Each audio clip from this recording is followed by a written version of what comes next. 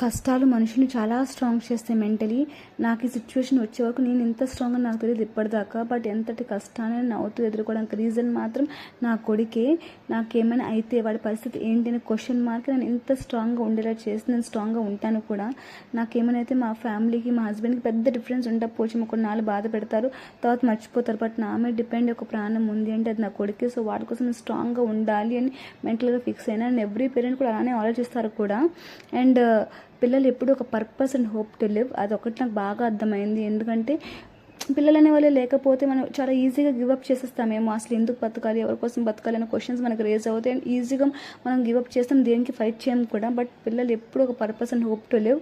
And నన్ను చాలామంది DM చేసి అడుగుతున్నారు, అసలు ఏమైంది మీకు, మీరు అసలు అప్డేట్స్ ఇవ్వట్లేదు ఏమైందని చెప్పేసి. నాకు ఎమర్జెన్సీగా సర్జరీ పడింది లాస్ట్ మంత్. సో దానివల్ల వీడియోస్ చేయడం కుదరలేదు. అండ్ బై ది వే అడిగినందుకు చాలా థ్యాంక్ యూ. అండ్ నా పిల్లలు ఎలా ఉన్నాయో చెప్పండి. ఎప్పుడో స్కూల్ డేస్లో వేసుకున్న 11